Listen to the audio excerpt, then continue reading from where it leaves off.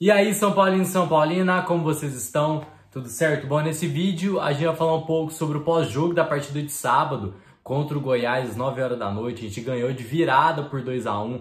Foi um jogo bem emocionante, a torcida novamente deu show. Então a gente vai comentar aqui, analisar o primeiro tempo, segundo tempo. Basicamente, vou ser sincero pra vocês que eu não consegui assistir o jogo. Eu assisti só os melhores momentos, vi alguns vídeos de análise ali. Vou tentar resumir, passar menos a minha visão, porque eu não assisti o jogo, mas sim trazer um pouco mais de informação e falar também sobre a entrevista coletiva pós-jogo do Dorival Júnior, que aí sim eu assisti e consegui analisar e trazer aqui para vocês. Certo? Então, se você gosta desse nosso conteúdo, você pode deixar o seu like, se inscrever no canal, que é muito importante, além de ativar o sininho para você receber notificações sempre que a gente enviar algum conteúdo novo aqui no canal. Certo? Então vamos pro vídeo.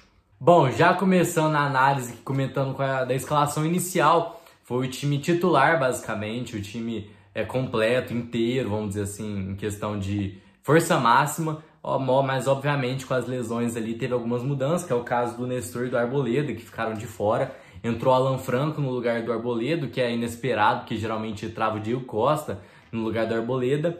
E o Alisson entrou ali basicamente no lugar do Nestor. O Michel Araújo era cogitado, estava treinando como titular, mas acabou, parece com um resfriado, uma coisa assim, acabou gripando por conta das viagens. E o Alisson ganhou esse espaço titular. Mas basicamente time totalmente completo. Também teve a volta do Mendes e do David no banco de reserva, voltaram de lesão. Então foi um time bem completinho, bem tranquilo. No primeiro tempo a gente já começou o jogo com muitas chances de gol dos dois lados. O Rafael fazendo defesas ótimas, excelentes. Eu vi, bom, nos melhores momentos. Defesas, porra, pica demais. E o São Paulo também tendo algumas chances de ataque ali, uma hora ou outra. Chegava algumas vezes no ataque também. O Goiás está com uma postura diferente do que todo mundo imaginava. O Goiás que ganhou do Corinthians de 3-1. Óbvio, tomou 5-0 do Palmeiras, mas teve alguns jogos muito interessantes até aqui e veio com uma postura totalmente, não, para quem é torcedor do Goiás, ótima. Foi com uma postura totalmente diferente. A gente imaginava que, pô, o Goiás vai ficar na defensiva e tal, vai ser um jogo mais duro no sentido de atacar, porque vão ficar um pouco mais recuados, buscando contra-ataque. Pelo visto, não foi isso que aconteceu. O Goiás deu muito trabalho para o São Paulo, principalmente no começo do jogo, e acabou fazendo gol, né, aos 29 minutos. O gol, a gente teve uma falha na marcação aí, eu analisando o lance. Mais uma vez o Alan Franco falhando, foi tentar dar um bote que não era nem bem estar ali. Aí tava o Pablo Maia, tava o Alan Franco, tava o Rafinha. O gol foi pelo setor do Rafinha, onde a gente sofreu bastante mais uma vez. O Rafinha, tava o Alisson, tava todo mundo ali. O cara acabou cabeceando sozinho, o Marcos Paulo parece que estava no lance. E o Beraldo acabou bobeando. Então mais um gol de bola aérea, que é um problema, que o Dorival comentou que na coletiva pós-jogo, que seria algo que você tem que construir conforme o tempo. Então, mais uma vez um gol de bola aérea, então a gente está sofrendo bastante com isso. Enfim, 1-0 pro Goiás, mais uma vez o Alan Franco, né, falhando, marcando fofo, vamos dizer assim, e pelo lado do Rafinha mais uma vez. Certo? Mas novamente falando, o São Paulo voltando com muitas chances também. Teve uma chance com o Caleri que estava impedido, que também chutou mole, teve bola na trave, enfim, teve bastante chance sim para o São Paulo logo no primeiro tempo. E aos 45 minutos, aos 50 minutos mais ou menos, o Rato tomou um cartão amarelo do banco de reserva. Então, começamos o primeiro tempo top, excelente, com uma postura terrível, mas o segundo tempo vai ser um pouquinho diferente. Bom, no segundo tempo, o Dorival conseguiu mexer um pouco com o espírito do time, pelo visto, sem mexer na escalação. Não mexeu na escalação a princípio, logo no intervalo. Começou mais mexendo um pouco no emocional dos caras, começar a acreditar um pouco mais. São Paulo novamente voltando a ter jogadas, está começando a atacar um pouco mais também.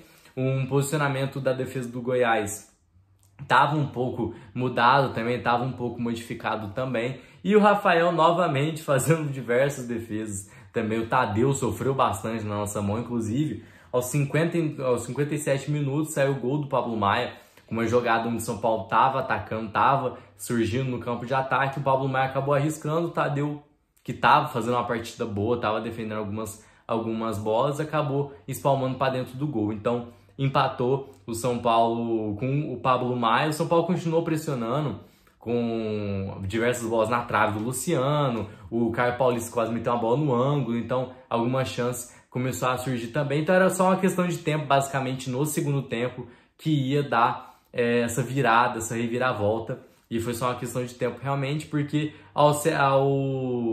enfim, tem algumas substituições antes. Aos 72 saiu o Gabriel Neves e o Wellington Rato, entrou o Michel Araújo e o Luciano. O Luciano estava saindo, pelo visto, no melhor momento dele no jogo, então acabou sendo substituído. Aos 78, cartão amarelo para o Alan Franco. E aos 82 saiu o gol invalidado do Marcos Paulo de cabeça. Enfim, um critério totalmente nada a ver que a arbitragem usa. Teve um lance muito parecido num jogo do Palmeiras lá atrás. E agora, teoricamente, o mesmo lance, enfim, teoricamente acabou sendo invalidado. Então é um critério que nem a arbitragem sabe direito, então acabou sendo invalidado o gol do Marcos Paulo de cabeça. Aos 85 saiu o Alisson e o Marcos Paulo, entrou o David e o Rodriguinho. Aos 91 saiu o gol do David, o São Paulo estava pressionando mais uma vez. Eu acho que a esperança, né, o ambiente que a torcida estava colocando ali no jogo, pelo visto foi muito parecido contra o Vasco, né, onde a gente acabou sofrendo empate, acabou fazendo 4-2, então foi um ambiente que, pô, obviamente a torcida influencia bastante nos jogadores e acabou finalmente saindo o gol de escanteio, acabou revirando, acabou sobrando no pé do David e acabou fazendo o gol. O cara foi iluminado ali, tava vindo de quase 2 meses, um mês de lesão, e acabou voltando logo na sua reestreia fazendo o gol da vitória. Mas enfim, basicamente foi um jogo, eu não consegui assistir, mas analisando os melhores momentos e as análises de outros comentaristas aqui do YouTube também, foi um jogo onde o primeiro tempo foi bastante negativo. Enfim, o Goiás conseguiu tomar conta do jogo, acabou abrindo o placar justamente pelo visto, e no segundo tempo São Paulo se reconstruiu emocionalmente também, começou a criar mais jogadas e acabou virando a partida no finalzinho. Então foi uma partida excelente. Eu acho que esse critério de, pô, eu não consigo imaginar o Rogério Ceni construindo o resultado dessa maneira com esses jogadores, né? O que não estava acontecendo por conta do emocional mesmo. O Dorival acho que consegue tirar o melhor dos jogadores a cada partida. Então, mais uma vez, o Dorival segue invicto no Morumbi e em toda essa trajetória pelo São Paulo até agora. Bom, eu não vou fazer um reagindo a cada jogador especificamente, porque eu não assisti a partida, então... Mas teoricamente a gente tem uma base de quem foi bem e quem foi mal.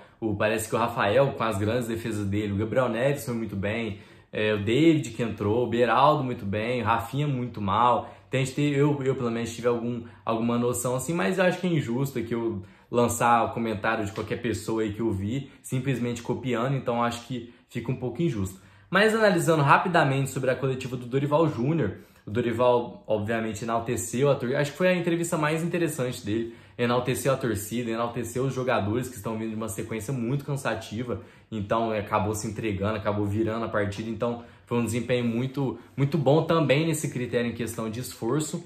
E também falou sobre evitar empolgação, porque falou que o céu e o inferno no futebol é separado por um palmo, então rapidamente ele pode se tornar o pior vilão de São Paulo. Então realmente é uma questão do futebol mesmo que acontece, ele já passou por isso diversas vezes, ele falou, então é uma questão que tem que segurar um pouco a emoção, apesar de estar invicto a 12, 11 partidas aí pelo São Paulo.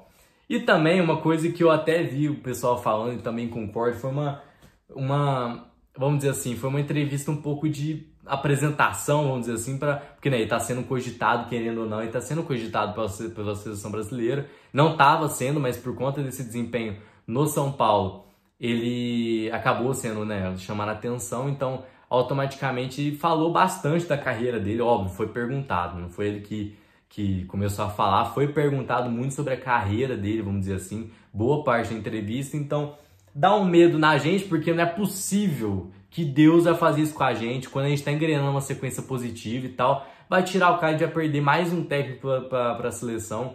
Então, assim, realmente é complicado, mas trouxe um pouco esse ar de, pô, seleção, se apresentar, falar da carreira, falar do Ceará, do Flamengo agora e tal. Então, assim, dá um pouquinho de medo. A gente vai comentar um pouco mais sobre isso no vídeo de amanhã, provavelmente. Saiu diversas notícias sobre isso. A gente tem bastante coisa para comentar, mas foi basicamente isso, a partir daí que eu posso entregar para vocês.